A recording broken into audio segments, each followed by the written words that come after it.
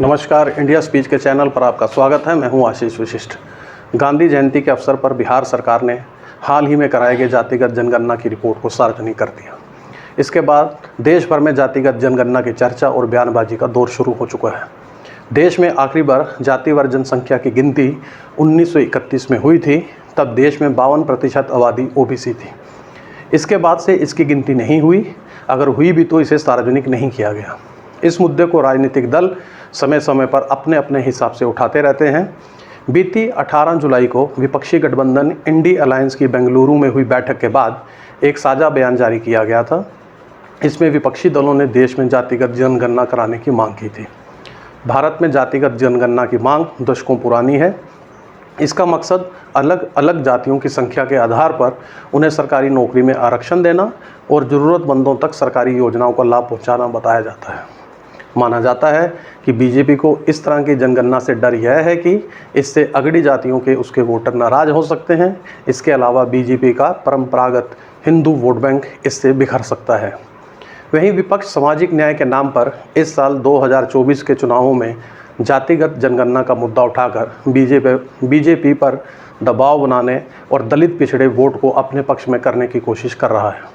इससे पहले कांग्रेस के नेतृत्व वाली यूपीए सरकार ने साल 2010-2011 में देश भर में आर्थिक, सामाजिक और जातिगत गणना करवाई थी, लेकिन इसके आंकड़े जारी नहीं किए गए थे। इसी तरह साल 2015 में कर्नाटक में जातिगत जनगणना करवाई गई, लेकिन इसके आंकड़े भी कभी सार्वजनिक नहीं किए गए। जातियों की जनसंख्या के मुताबिक आरक्षण की मांग सबसे पहले 1980 के दशक में उत्तर प्रदेश में बहुजन समाज पार्टी के नेता कांशीराम ने की थी। यूपी की समाजवादी पार्टी भी जातिगत जनगणना की मांग करती रही है।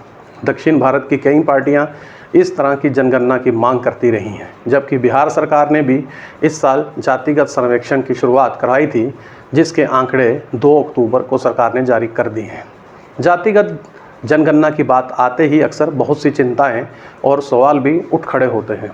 इनमें से एक बड़ी चिंता ये है कि इसके आंकड़ों के आधार पर देश भर में आरक्षण की नई मांग शुरू हो जाएगी।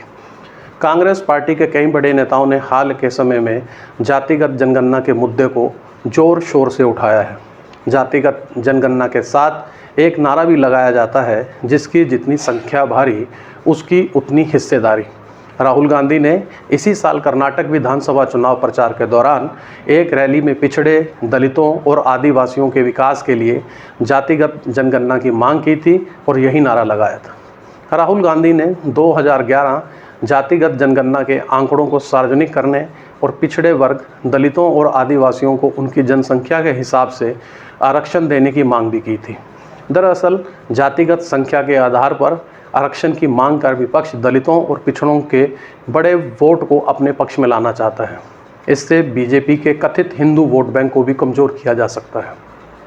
भारत में ब्रिटिश शासन के दौरान जनगणना कराने की शुरुआत साल 1872 में की गई थी। अंग्रेज़ों ने साल 1931 तक जितनी बार भी भारत में जनगणना कराई, उसमें जाति से जुड़ी जानकारी को भी दर्ज किया गया। आज़ादी हासिल करने के बाद भारत ने जब साल 1951 में पहली बार जनगणना की, तो केवल अनुसूचित जाति और अनुसूचित जनजाति से जुड़े लोगों को जाति के नाम पर वर्गीकृत किया गया। तब से लेकर भारत सरकार ने नीतिगत फैसले के तहत जातिगत जनगणना से परहेज किया है। लेकिन 1980 के दशक में कई क्षेत्रीय राजनीतिक दलों का उदय हुआ, जिनकी राजनीति जाति पर आधारित थी। इन दलों ने तथाकथित ऊंची जातियों के वर्चस्व को चुनौती देने के साथ साथ तथाकथित निचली जातियों को सरकारी शिक्षण संस्थानों और नौकरियों में आरक्षण दिए जाने को लेकर अभियान शुरू किया।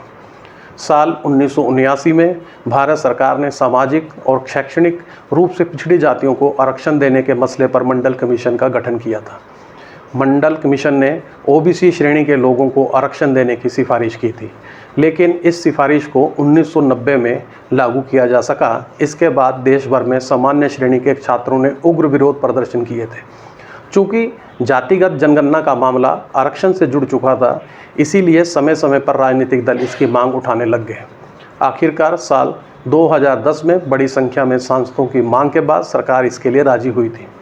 जुलाई 2022 में केंद्र सरकार ने संसद में बताया था कि 2011 में की गई सामाजिक, आर्थिक, जातिगत जनगणना में हासिल किए गए जातिगत आंकड़ों को जारी करने की उसकी कोई योजना नहीं है। असल में राष्ट्रीय स्तर पर 1931 की अंतिम जातिगत जनगणना में जातियों की कुल संख्या 4147 थी। सामाजिक आर्थिक जातिगत जनगणना 2011 में 46 लाख विभिन्न जातियां दर्ज हुई, जबकि देश में इतनी जातियां होना नामुमकिन है। सरकार ने कहा कि संपूर्ण डेटा सेट खामियों से भरा हुआ है, इस वजह से रिजर्वेशन और पॉलिसी डिसीजन में इस डाटा का इस्तेमाल नहीं किया जा सकता है। जानकारों के मुताबिक बीजेपी नहीं चाहती है कि जातिगत जनगणना हो। उनको पता है कि जो पिछड़े हैं उनकी जनसंख्या ज़्यादा होगी। बीजेपी को लगता है कि इससे अगड़ी जाति का उसका वोट बैंक नाराज़ हो जाएगा। वहीं कुछ का मानना है कि जातिगत जनगणना कराने से कई तरह के आंकड़े सामने आएंगे, इसलिए केंद्र सरकार जनगणना ही नहीं करा रही है, जो कि साल 2021 में हो जानी चाहिए थी। ऐसे में विपक्ष को मौका मिला है, इसलिए वो गोलबंद होकर इस मुद्दे को उठा रहा है।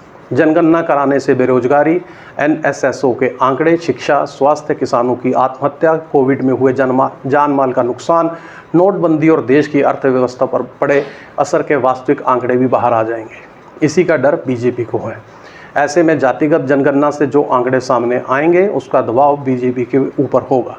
विपक्ष इस बात को समझता है और इसीलिए उसने जातिगत जनगणना की मांग की है, ताकि चुनावों में इसका फ़ायदा उठाया जा सके।